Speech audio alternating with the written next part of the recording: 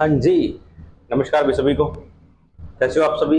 उम्मीद है सब स्वस्थ होगे, मस्त होगे और अच्छे से चल रही होगी आप सभी की पढ़ाई भी। तो आप सभी को पता है हमारा टॉपिक चल रहा था कौन सा? राजस्थान के कला संस्कृति का हमारा टॉपिक चल रहा था, राजस्थान के संत एवं संप्रदाय।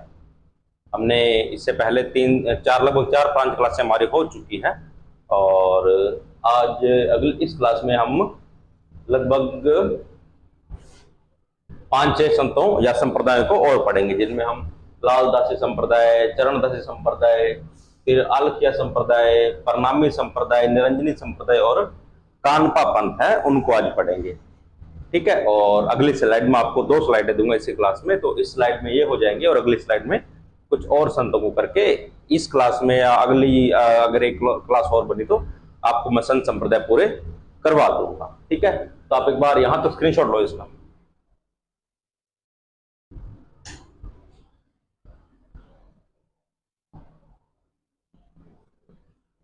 हो गया? चलो आज पढ़ेंगे। हमारे पहले है लालदासी संप्रदाय। प्रवर्तक कौन रहेंगे? तो लालदास जी। अब जिनके नाम पर ही है, इनके नाम पर क्या है संप्रदाय बना हुआ है। ठीक है। जैसे जसनाथ जी पर जसनाथी संप्रदाय था, ठीक है, वैसे ही लालदासी संप्रदाय लालदास जी। इनका जन्म हुआ था 1540 ईस्वी में धौलीधूप गांव अलवर में। जन्म कहाँ हुआ? 1540 ईस्वी में धौलीधूप नाम गांव में। कहां पर है? अलवर में। पिता थे इनके चांदमल, माता सदमा समदा और गुरु थे इनके गदन चिश्ती। गुरु कौन थे? गदन चिश्ती। इनकी मृत्यु हुई थी 1648 ईस्वी में। आप देखो लगभग 1540 से 1648 ईस्वी, लगभग 160 साल की एज हो गई थी। नगला जहाज भरतपुर में इनकी प्रमुख पीठ है, जहां इनकी मृत्यु हुई थी वही इनकी प्रमुख पीठ बनी हुई है। इनकी समाधि है वो शेरपुर में है। शेरपुर कहाँ है? तो कोटपुतली बाय रोड में है। ये आप देखो, मृत्यु उनकी नगला जहाज भरतपुर, ठीक है, जो प्रमुख पीठ है, परंतु उनकी जो समाधि बनी हुई है या मकबरा है वो शेरपुरा में है, कोटपुतली में। ठीक है। ये मेव जाति के मुसलमान थे भी। क्या थे? लालदास जी थे जो मेव जाति के मुसलमान लकड़हारे थे, फिर भी राम भक्त थे। सोचो, एक इंसान है जो एक संत है जो मुसलमान है, फिर भी वो हिंदू हिंदू देवी देवताओं की पूजा कर रहा है या हिंदू देवी देवताओं को अपना आराध्य मानकर उनकी अर्चना कर रहा है। तो ये मेव जाति के मुसलमान थे और राम भक्त थे, तो कहीं ना कहीं सांप्रदायिक सद्भावना बना रहे हैं। ठीक है। तो सांप्रदायिक सद्भावना के प्रतीक है। ठीक है। लालदास जी गृहस्थ शादीशुदा थे। गृहस्थ थे मतलब शादीशुदा इंसान थे। ठीक है।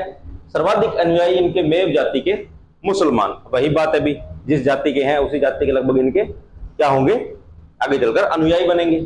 प्रमुख ग्रंथ है इनका लालदास जीरी चेतावनियां। प्रमुख ग्रंथ क्या है इनका? लालदास जीरी चेतावनियां। माना जाता है कि यह अपने ग्रंथ के माध्यम से जो आगे होने वाली भविष्यवाणी है उनको बता देते थे। ठीक है। तो लालदास जी दी चेतावनियां। इस संप्रदाय की व्यक्ति भिक्षा न मांगकर स्वयं परिश्रम कमाता है।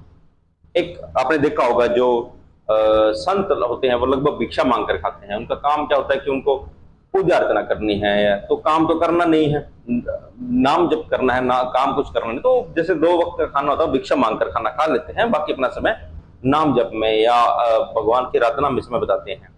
पर इस संप्रदाय में क्या है कि व्यक्ति भिक्षा नहीं मांगता, खुद कमाता है, खुद खाता है और खुद ही क्या करता है? भगवान की भक्ति करता है।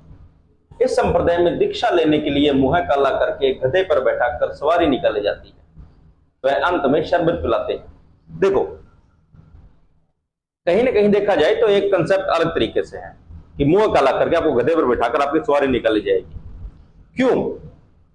कि आपके अंदर अगर कोई अहंकार है, कुछ घमंड है किसी भी तरह का, तो जब ये चीज होगी ना तो वो आपका खत्म हो जाएगा। अगर आपका मुंह काला करके गधे पर बैठाकर आपको घुमाया जाए, बोल देते ना कि इज्जत उतार दी मेरी, इज्जत खत्म कर दी, मतलब आपका जो अहंकार होता है, घमंड होता है, उसको खत्म कर देंगे। उसके बाद एक आप सामान्य इंसान हो जिसको कोई किसी चीज का घमंड नहीं है, वो अपना जो होते कि इज्जत है, अपना इज्जत है, अपना नाम है, उस चीज से परे हो जाता है। उसको कुछ नहीं लेना देना दुनियादारी से, उसको केवल एक ईश्वर की भक्ति का एक माध्यम दिखता है। तो उसके लिए यह चीज की जाती है। ठीक है, अब इस संप्रदाय में की जाती है, हो सकता है प्रश्न पूछ ले कि दीक्षा लेने के लिए मुंह काला करके गधे पर बैठाकर सवारी किस संप्रदाय में निकाली जाती है, तो लालदासी संप्रदाय में। ठीक है, अगला है चरणदासी संप्रदाय। प्रवर्तक है इसके चरणदास जी, और इनका बचपन का नाम था भी रणजीत। चरणदासी संप्रदाय, प्रवर्तक चरणदास जी, बचपन का नाम क्या है, रणजीत। जन्म हुआ इनका 1703 में, और कहा हुआ, तो डेहरा गांव अलवर में। 1703 डेहरा गांव अलवर, और समाधि है इनकी और दिल्ली में है। ठीक है, चरणदासी संप्रदाय की समाधि दिल्ली में है, और दिल्ली में ही इनकी प्रमुख पीठ है। ठीक है, गुरु शुकदेव मुनि, ये थोड़ा ध्यान रखना, गुरु शुकदेव मुनि ने इन्हें चरणदास नाम दिया। अगर पूछ सकते हैं कि चरणदास जी को चरणदास नाम किसने दिया, तो इनके गुरु थे शुकदेव मुनि। ठीक है, 42 नियमों का पालन करते थे, 42 नियमों का पालन करते थे। तो मैंने आपको अंतिम क्लास में बताया था कि जसनाती संप्रदाय और जाम्भोजी जो बिश्नोई संप्रदाय में है, उन्होंने भी कुछ नियम बताए थे। तो आप मुझे कमेंट करके बताना कि उन्होंने कितने नियम बताए थे। ठीक है, चरणदास जी ने 42 नियम बताए। अब नियम में क्या था कि वही बातें हैं जो पुरानी चली आ रही है। मेला भरता है भी बसंत पंचमी को, और उस दिन पीले वस्त्र पहनते हैं। बसंत पंचमी को इनका मेला भरता है, और उस दिन क्या होता है, पीले वस्त्र पहने जाते हैं। 2 प्रमुख शिष्या थी, और ये मोस्ट इंपोर्टेंट प्रश्न है, पूछा जा सकता है। 2 प्रमुख शिष्या कौन सी, दयाबाई और सहजोबाई। बहुत बार प्रश्न आया हुआ है कि दयाबाई और सहजोबाई किस संप्रदाय से संबंधित है, तो चरणदासी संप्रदाय से। दयाबाई और सहजोबाई, दयाबाई ने ग्रंथ लिखा दयाबोध और विनय मल्लिका, और सहजोबाई ने ग्रंथ लिखे हैं सहज प्रकाश और 16 तिथि। ठीक है, ये उन्होंने ग्रंथ लिखे हैं, पर आप इनका नाम याद रखना कि दयाबाई और सहजोबाई किस संप्रदाय से संबंधित है, तो चरणदासी संप्रदाय से। चरणदास जी ने 1739 ईस्वी में नादिर शाह के आक्रमण की भविष्यवाणी की थी। इन्होंने भविष्यवाणियां करते थे भी ये, तो इन्होंने भविष्यवाणी की थी कि नादिर शाह का आक्रमण होगा, और उसके बाद आप देखते हो कि नादिर शाह का आक्रमण भारत पर होता है। ठीक है, प्रमुख ग्रंथ है भी कौन कौन से, ब्रह्म ज्ञान सागर, ब्रह्मचरित्र, भक्ति सागर, धर्म जहाज, भक्ति पदार्थ, नासकेत लीला, ज्ञान स्वदोष और अष्टांग योग। ये कुछ प्रमुख ग्रंथ है जिनके आपको नाम पता हो, ताकि अगर पूछ ले तो आपको दिक्कत ना आए। ठीक है, तो ये हो गया हमारे चरणदासी संप्रदाय भी। आपको ये इंपॉर्टेंट है भी, इन दोनों के नाम दयाबाई और सहजोबाई आपको याद रखने हैं। ठीक है, तो यहां तक लो स्क्रीनशॉट एक बार।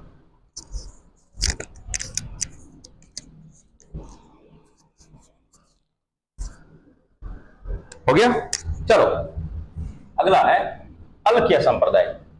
अलखिया संप्रदाय प्रवर्तक है लालगिरी, जिनका जन्म हुआ था चूरू में। ठीक है, प्रधान पीठ कहाँ है, तो बीकानेर में है, और प्रमुख ग्रंथ है इनका अलख स्तुति प्रकाश।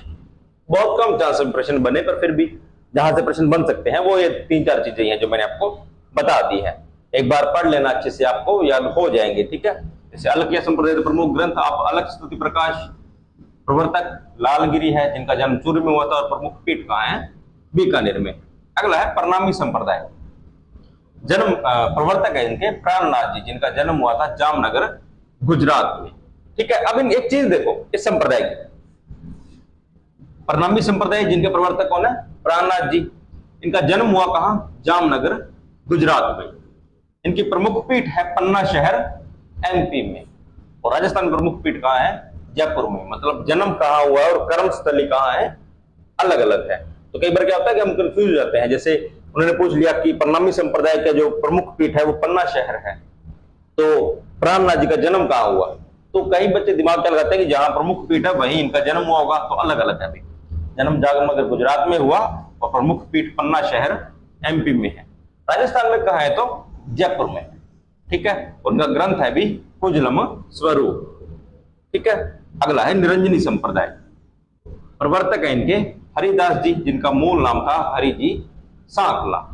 ठीक है, जन्म हुआ था इनका कापड़ोद गांव डीडवाना में, और मृत्यु हुई थी गाढ़ा डीडवाना में, जो कि प्रमुख पीठ भी है। कौन सी, गाढ़ा डीडवाना, जहां इनकी मृत्यु हुई थी। पहले डाकू थे भी, बाद में साधु बन गए। पहले डाकू थे, रॉबिन हुड हुए होंगे शायद, कि अमीरों से लूटा गरीबों में बांटा, और एक टाइम ऐसा होगा कि हाँ अब संत बन जाते हैं तो साधु बन गए भी। ठीक है, इन्हें कलयुग के वाल्मीकि कहा जाता है, ये इंपॉर्टेंट है। कलयुग के वाल्मीकि कौन? तो हरिदास जी। हरिदास जी क्या है? कलयुग के वाल्मीकि है। इस संप्रदाय में परमात्मा को अलख निरंजन हरि निरंजन कहा जाता है, ये भी इंपॉर्टेंट है। किस संप्रदाय में परमात्मा को अलख निरंजन व हरि निरंजन कहा जाता है? तो निरंजनी संप्रदाय में। ठीक है, उपदेश है भी इनके किस पुस्तक में है? तो हरि पुरुष जी की वाणी और मंत्र राज प्रकाश पुस्तक में इनके उपदेश है। अनुयायी है दो तरह के, एक निहंग होते हैं, एक घरबारी होते हैं। निहंग शब्द आपने पंजाबी में सुना होगा, यहां भी है। निहंग मतलब वैराग्य जीवन व्यतीत करते हैं, जो मतलब जिन्हें अपना घर बार परिवार कुछ नहीं है, जो वैराग्य जीवन है, मतलब मोक्ष के रास्ते पर चल रहे हैं और संन्यास ले लिया है पूर्ण रूप से। ठीक है, सामाजिक रिश्तों से पूरा संन्यास लेकर वैराग्य जीवन जीते हैं, वो कौन हो गए? निहंग हो गए। और घरबारी जो गृहस्थ जीवन जीते हैं भी, मतलब गृहस्थी में रहते हुए भगवान की पूजा अर्चना करते हैं। ठीक है, अगला है कानपा पंथ। प्रवर्तक है इनके कानपा नाथ जी, जो कि जलंधर नाथ जी के शिष्य हैं और भगवान शिव की पूजा करते हैं। ठीक है, तो ये कुछ बातें इस स्लाइड में हमारी हो चुकी है, जिनमें हमने लाल दासी संप्रदाय, चरणदासी संप्रदाय जिसकी आपको बात याद करनी है, दयाबाई और सहजूबाई, उसके बाद अलखिया संप्रदाय, प्रणामी संप्रदाय, निरंजनी संप्रदाय जिसमें हरिदास जी को कलयुग का वाल्मीकि कहा जाता है। ठीक है, और इसके दो अनुयायी होते हैं, निहंग और घरबारी। और अगला है कानपा पंथ, ये आपको याद करने हैं, तो एक बार लो इसका स्क्रीनशॉट, फिर चलते हैं हम अगली स्लाइड पे।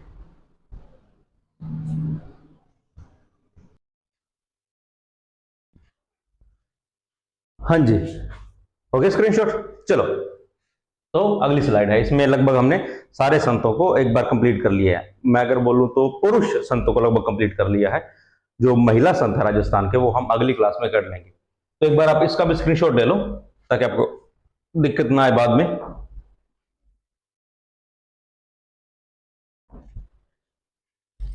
हो गया, चलो अगले हमारे संत पिंपा। संत पिंपा जी, मूल नाम था इनका प्रताप सिंह खिंची। मूल नाम क्या था? प्रताप सिंह खिंची। शासक थे भी गागरोन के। कहां के? गागरोन के शासक थे। और इनके गुरु थे भी रामानंद जी। मंदिर इनका बना हुआ है समदड़ी, जो कि बालोतरा में है, और इनकी गुफा है टोडा टोंक में। अब एक चीज देखो आप, और इनकी छतरी कहां है? तो गागरोन झालावाड़ में। चीजें कितनी घूमी हुई है। आप देखो कि यह गागरोन के शासक हैं, बाद में यह संत बन गए। अब इनके गुरु कौन हो गए? रामानंद जी। अब अगर उनके मंदिर पूछे कि मंदिर कहां है, तो वो गागरोन में नहीं है, वो कहां है? समदड़ी, जो कि बालोतरा में है। अगर पूछ लेकिन इनकी गुफा कहां है, तो टोडा टोंक में है। और छतरी कहां है? तो झालावाड़ में है, गागरोन में। अब ऐसा है कि जब शासक कोई शहीद होता था तो उसकी छतरी वहीं बनती है, जो उसका जन्म स्थान, या बोल सकते हैं कि उनका जो कर्म स्थल होता है, या उनका जो राज्य होता है, वहीं उनकी छतरी बनती है। छतरी आप ऐसे याद कर सकते हो कि जो जो संत पिंपा है वो गागरोन के शासक थे, और उनकी छतरी भी वहीं बनी हुई है। ठीक है, और रामानंद जी के गुरु थे, तो रामानंद जी से दीक्षा प्राप्त कर राज्य त्याग किया था। रामानंद जी की बातों से प्रभावित हुए होंगे, उनकी दीक्षा मिली, उनकी दीक्षा प्राप्त हुई, और उन्होंने राज्य त्याग कर एक संत का वेश धारण कर लिया था। दर्जी समुदाय के आराध्य भी, जो दर्जी समुदाय होता है, उनके आराध्य देव माने जाते हैं ये। और संत पिंपा ने भक्ति को मोक्ष प्राप्ति का साधन बताया। ये लाइन ना थोड़ी सी अलग हिट करती है कि संत पिंपा ने भक्ति को मोक्ष का साधन बताया। अगर मैं बोलूं कि हर एक संत ने, जितने भी संत हैं, हर एक संत ने यही बताया था कि भक्ति करो, उसी से आपको मोक्ष मिलेगा। बट क्या होता है ना कि आरपीएससी कुछ हिट कर देती है। आरपीएससी ने हिट कर दिया, दो चार बार क्वेश्चन पूछ लिया, अब वो क्वेश्चन बनने लग गया है। किस संत ने बोला है कि भक्ति नहीं करोगे तो मोक्ष मिलेगा? सबने यही बोला है कि भक्ति करो आपको मोक्ष मिलेगा, चाहे वो निर्गुण हो चाहे वो सगुण हो। अगर वो सगुण है तो उसने बोला है कि ईश्वर को साकार रूप में मानकर भक्ति करो। अगर वह निर्गुण है तो वो बोलता है कि ईश्वर को निराकार रूप में मानकर उसकी पूजा करो, या मतलब आराधना करो। ठीक है, तो दोनों ने कहीं ना कहीं भक्ति को ही मोक्ष का साधन बताया है। ठीक है, चलो आप याद रखना भी है, अगर पूछ लेता है तो संत पिंपा ने ऐसी लाइन बोली थी। ठीक है, संत धन्ना जी, इनका जन्म हुआ था भी धूमन गांव टोंक में। कब? तो 1415 ईस्वी में। जाट परिवार में इनका जन्म हुआ था भी, और इनका जो मेला है इनके गांव में लगता है। कहां? धूमन गांव टोंक में ही इनका मेला लगता है।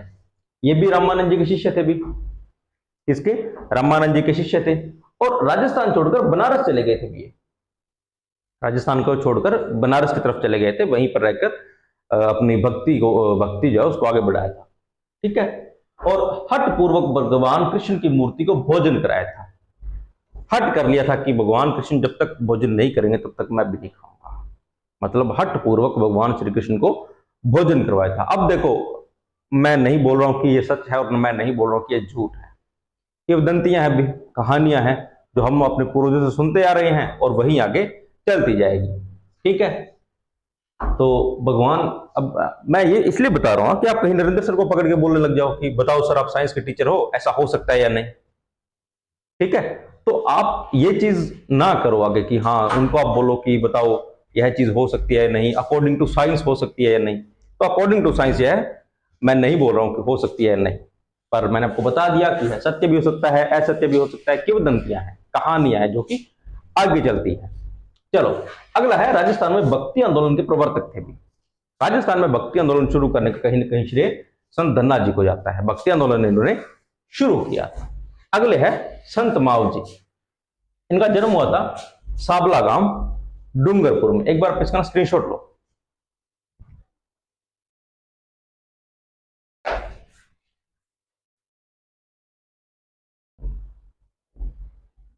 हाँ, तो संत माव जी, इनका जन्म हुआ था साबला गांव डूंगरपुर में और निष्कलंक संप्रदाय के प्रवर्तक थे भी।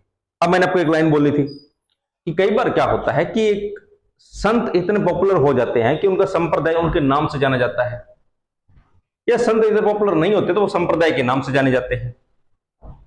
ठीक है। मतलब प्रत्येक संत का एक संप्रदाय होता है और प्रत्येक संप्रदाय का एक संत होता है। ठीक है। तो संत माव जी है, अब ये खुद इतने फेमस हो गए तो इनका संप्रदाय है वो इनके नाम से जाना जाने लगा। तो कौन सा संप्रदाय है? निष्कलंक संप्रदाय। इन्हें वागड़ का धनी कहते हैं। अभी जन्म देखो इनका डूंगरपुर में हुआ है और डूंगरपुर बांसवाड़ा का जो क्षेत्र है वो वागड़ कहलाता है, इसलिए इनका क्या है भी वागड़ के धनी है। निष्कलंक संप्रदाय की प्रमुख पीठ कहां है? तो साबला गांव, सेम गांव में है। ये भी कहां है? डूंगरपुर में ही है। ठीक है। और सोम माही जखम नदियों के त्रिवेणी संगम पर बेणेश्वर धाम की स्थापना की। आप ज्योग्राफी पढ़ते हो भी, ज्योग्राफी आपने पढ़ी होगी तो आपको पता होगा कि सोम माही और जखम तीन नदियां हैं जो कि त्रिवेणी संगम बनाती है नवा टापरा डूंगरपुर में, और वहीं पर बेणेश्वर धाम की स्थापना की थी। कहां पर की? अभी मैं लिख देता हूं आपका,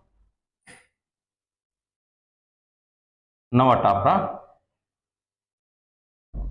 डूंगरपुर में ही है। ठीक है। तो यहां पर इनकी बेणेश्वर धाम की स्थापना की, जहां खंडित शिवलिंग की पूजा होती है। किसकी? खंडित शिवलिंग की पूजा की जाती है। ठीक है। संत माव जी को यहां ज्ञान की प्राप्ति हुई थी। माना जाता है कि जो संत माव जी है इनको भी यहीं पर ज्ञान की प्राप्ति हुई थी। और संत माव जी भगवान कृष्ण का रूप धारण कर गाय चराते थे। भगवान श्री कृष्ण का रूप धारण करके वह क्या करते थे भाई? गाय चराते थे। इनके अनुयायी इन्हें भगवान विष्णु का 10वां अवतार, जो कि कौन सा है? कल की अवतार मानते हैं। ये एक अलग चीज है। अगर हिंदू धारणा को देखा जाए या उनके ग्रंथों को देखा जाए तो माना जाता है कि विष्णु का 10वां अवतार जो कल की अवतार है वो होने वाला है। और जब कल की अवतार होगा मतलब धरती पर पाप बहुत ज्यादा बढ़ जाएगा और उस पाप को खत्म करने के लिए भगवान 10वां अवतार लेंगे। कौन सा? कल की अवतार। पर जो संत माव जी के जो अनुयायी है, जो निष्कलंक संप्रदाय के लोग हैं, उनका मानना है कि जो कल की अवतार है वो तो हो चुका है। किसने लिया? तो संत माव जी ने लिया। ठीक है। तो अगर पूछ ले कि कल की अवतार जो भगवान विष्णु का 10वां अवतार है वह किसने लिया है अकॉर्डिंग टू किसके? निष्कलंक संप्रदाय के, तो संत माव जी। ठीक है। भीलों में सुधार के लिए लसाड़िया आंदोलन चलाया गया। अब डूंगरपुर बांसवाड़ा है, यहाँ भील ज्यादा रहते हैं तो आप एक आइडिया लगा सकते हैं कि भीलों का सुधार किसने किया होगा? तो संत माव जी ने। तो आंदोलन कौन सा चलाया था? तो लसाड़िया आंदोलन चलाया था। इन्होंने वागड़ी भाषा में 5 बड़े ग्रंथों की रचना की और ये ग्रंथ क्या कहलाते हैं? चोपड़ा कहलाते हैं। 5 बड़े ग्रंथ लिखे जिनको क्या बोलते हैं? चोपड़ा बोलते हैं। और इन ग्रंथों को दीपावली पर बाहर निकाला जाता है। दीपावली का त्योहार आता है तब इन ग्रंथों को बाहर निकाल कर इसकी पूजा की जाती है। ठीक है। और यह ग्रंथ वाद विवाद की शैली में लिखे गए हैं। वाद विवाद कैसे? मतलब कोई पूछ रहा है, कोई सवाल कर रहा है और सामने से उसका उत्तर दे रहे हैं। मतलब अगर हम आमने सामने बैठे हैं तो आप सवाल करोगे, मैं उसका जवाब दे दूंगा, और उन्हीं चीजों को लिखा गया है ग्रंथों में। ठीक है। तथा इनके अनुयायी मानते हैं कि इन ग्रंथों में भविष्यवाणियां की गई है। हाँ भाई, ये भी मैंने सुना है कि इनके जो अनुयायी है बोलते हैं कि इस पुस्तक में हर एक चीज की आगे भविष्यवाणी की गई थी। दिमाग में आगे सर कोरोना की, तो हाँ कोरोना की भी की गई थी, जो बल्ब आया है उसकी भी भविष्यवाणी की गई थी, आगे और भी भविष्यवाणियां की गई है अभी। ठीक है, चलो ये हो गए हमारे संत महाव जी। तो आप इसका एक बार लो स्क्रीनशॉट, मैं तब तक पी लूं पानी।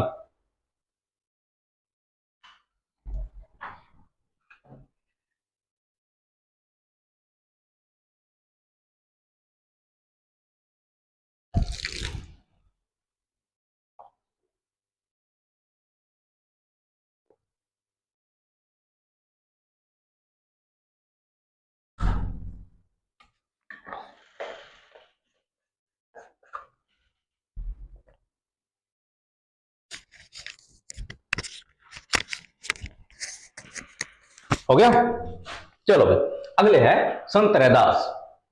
इनका जन्म हुआ था अभी काशी बनारस में। ठीक है, अब काशी में जन्म हुआ तो हम राजस्थान में क्यों पढ़ रहे हैं, एक क्वेश्चन बनता है। क्योंकि यह मीराबाई के समय में चित्तौड़ आ गए थे। मीराबाई का जो समय था उस समय यह चित्तौड़ आ गए थे। ठीक है, और निर्गुण भक्ति के उपदेश दिए इन्होंने। किसके? निर्गुण भक्ति के उपदेश दिए थे। मीरा मंदिर के सामने 4 खंभों की छतरी अभी इनकी, चित्तौड़ में जो मीरा मंदिर बना हुआ है उसी के सामने इनकी छतरी बनी हुई है जो 4 खंभों की। हो सकता है प्रश्न पूछ ले भी, याद रखना।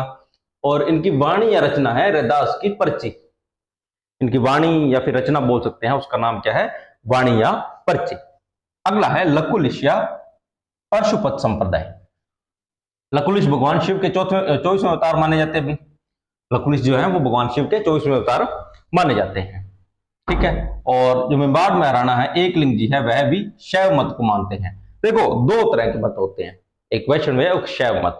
वैष्णव जो भगवान विष्णु को मानते हैं और शैव मत जो भगवान शिव को मानते हैं। तो एक अलग लाइन है कि मेवाड़ जो महाराणा थे वो एक लिंग जी के दीवान मानते थे भी, आपने पढ़ा होगा।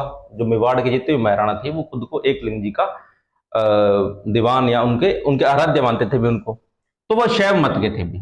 ठीक है, अब इसके प्रमुख मंदिर कहाँ का है? तो एकलिंग मंदिर जो कि आपको पता है कैलाशपुरी उदयपुर में है, बारडोली मंदिर ये चित्तौड़ में है, और चंद्रभागा मंदिर झालरापाटन झालावाड़ में है। और आपने पढ़ा होगा एक चंद्रभागा मेला भी लगता है। ठीक है, अगला है नवल संप्रदाय। प्रवर्तक है इनके नवलदास जी, और जन्म हुआ था जिनका अस्सोलाव गांव नागौर में। गुरु थे इनके करताराम जी, और प्रमुख है पीठ है इनकी जोधपुर में। ठीक है, एक चीज थोड़ा कंफ्यूज करेगी आपको कि जन्म कहाँ हुआ, प्रमुख पीठ कहाँ है, थोड़ा इनको ध्यान रखना। ठीक है, और ग्रंथ है भी इनका नवलेश्वर अनुभव वाड़। ग्रंथ के नाम थोड़े से आप देख लेना, हो सकता है ग्रंथों के नाम पूछ ले, क्योंकि ज्यादा ग्रंथ है नहीं भी। अगर पूछ ले कि 10-10 ग्रंथ है, वैसे तो है नहीं, 1-1, 2-2 ग्रंथ है। तो आप एक काम कर सकते हो कि एक जैसे पेज 1-2 पेज लगेंगे आपको, संत और उनके ग्रंथों के नाम केवल उतना ही लिख लो ताकि आपको आगे पता चलता रहे। ठीक है, अगले हैं आचार्य तुलसी जी। जन्म हुआ इनका लाडनू गांव जो डीडवाना कुचामन में है। ठीक है, और 1 मिनट रुको भैया।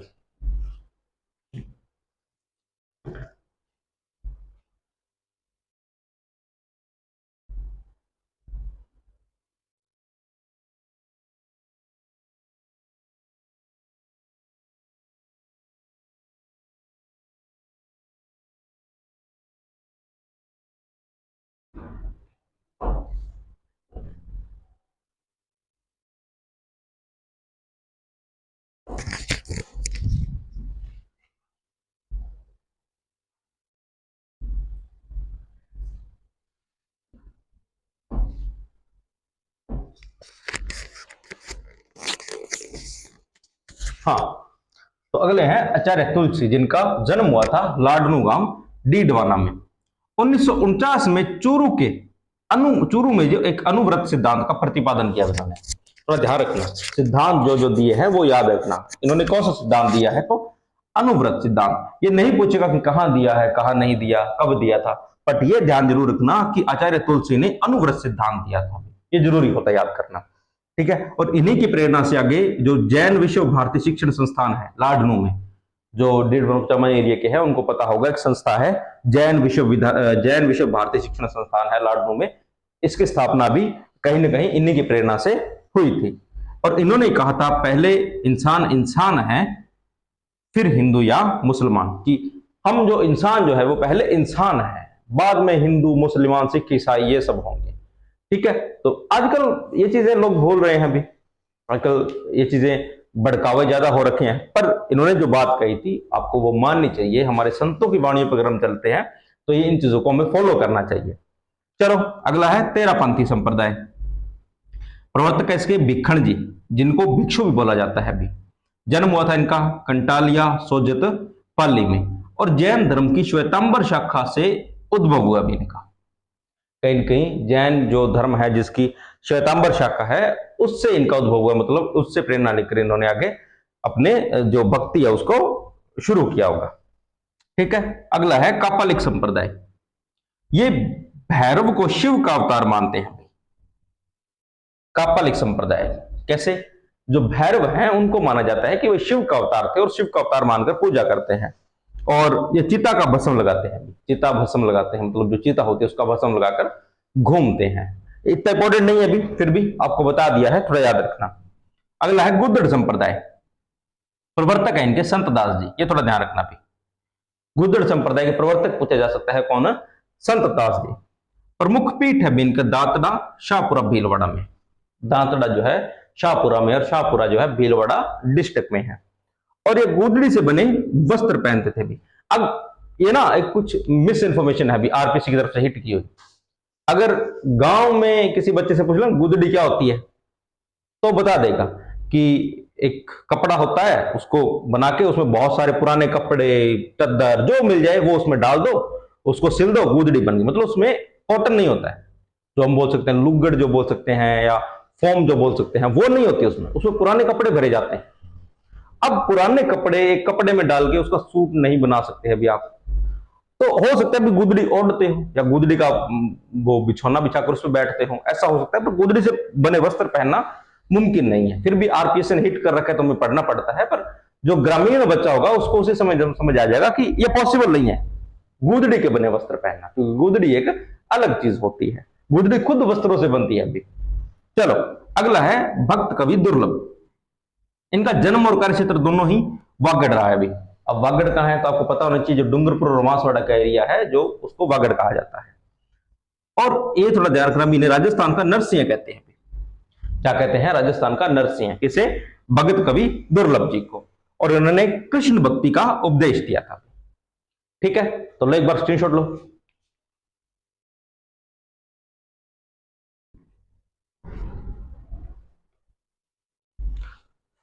हो गया, चलो भाई। तो आज हमने लगभग हमारे संतों को पूरा कर लिया। अब इसके अलावा जो हमारे महिला संत कुछ बचे हैं उनको हम अगली एक क्लास में पूरा कर लेंगे यहां तक, और अगली क्लास में आपका हमारे संत संप्रदाय टॉपिक पूरा कर दूंगा। उसके बाद देखते हैं हम कौन सा टॉपिक आगे शुरू करेंगे, वो आप सब कमेंट करके बताना भी, मैं उसी हिसाब से आपका अगला जो है वो टॉपिक शुरू कर दूंगा। और आपको एक जानकारी देनी थी भी, सीईटी वाले बच्चे जो सीईटी की तैयारी कर रहे हैं, ग्रेजुएशन और जो सेकेंडरी लेवल है, उन दोनों के भी जल्द ही फॉर्म खुलने वाले हैं। क्योंकि जो विभाग है उसने क्या किया है कि एग्जाम डेट अभी कहीं ना कहीं बता दी है। जो सेकेंडरी लेवल है उसका 10वें महीने में एग्जाम बताया जा रहा है, और जो ग्रेजुएशन लेवल है उसका 12वें महीने में एग्जाम बताया जा रहा है। तो जल्दी ही इसकी आपके एग्जाम भी इसको क्या बोलते हैं इसको, फॉर्म भी इसके खुल जाएंगे, और आपको फॉर्म भरने की प्रक्रिया भी जल्दी ही शुरू कर दी जाएगी। तो मेरा मानना है कि अब तैयारी करो, क्योंकि सीईटी का लेवल टफ होने वाला है। उसमें जो आपकी पात्रता थी वो भी कहीं ना कहीं 40 से 60 कर दी गई है, नेगेटिव मार्किंग भी शायद हो गई है, इस चीज में थोड़ा कंफर्म नहीं, पर इसमें नेगेटिव मार्किंग जरूर ऐड हो चुकी है, जो कि मुश्किल होता है अभी। तो आपको पात्रता पास करने के लिए अगर इतनी मेहनत करनी पड़ रही है तो कहीं ना कहीं आप एग्जाम में और ज्यादा मेहनत करनी पड़ेगी। इसलिए पात्रता पास करने के लिए मेहनत करो, इसमें क्लियर करो। और देखना आप ज्यादा बच्चे भी पास नहीं हो पाएंगे इसमें। क्यों? क्योंकि बहुत सारे बच्चे होते हैं जो अब सेकेंडरी लेवल बच्चे हैं जो 12वीं पास करके आएंगे, उन्होंने गोले नहीं भरे होते हैं, उनको नहीं पता होता है कि नेगेटिव कैसा होता है, हमें कैसा गलत गोला नहीं भरना है, कैसे एक ही गोला भरना होता है, दो नहीं होते हैं। तो उनको बहुत कंफ्यूजन होगी। मैं ग्रेजुएशन वाले में तो नहीं बोल सकता हूं, पर जो सेकेंडरी जो आपका सीनियर सेकेंडरी होता है 12वीं वाला, उसमें बहुत वाली दिक्कतें आने वाली है। तो फिर भी आप टेस्ट सीरीज या पढ़ के जैसे भी करके टेस्ट लगा लगा के अपनी तैयारी पूरी रखो, ताकि आपको आगे चलकर दिक्कत ना आए। फॉर्म आपके जल्दी ही शुरू हो जाएंगे। साइंस नरेंद्र सर करवा ही रहे हैं, रीजनिंग भी अब तो करवा रहे हैं। मेरी तरफ से आपको हिंदी करवा दी गई है और मैं कोशिश करूंगा एक बार आपको और शुरू करवा दूं, इसमें आपको अच्छे से और समझा दूंगा। और हमारा आर्ट एंड कल्चर चल रहा है, वो भी आपका जल्दी ही मैं खत्म कर दूंगा। ठीक है, तो आप पढ़ते रहिए भी। इसी साथ मिलते हैं आपको अगली क्लास में, तब तक आप सभी का धन्यवाद।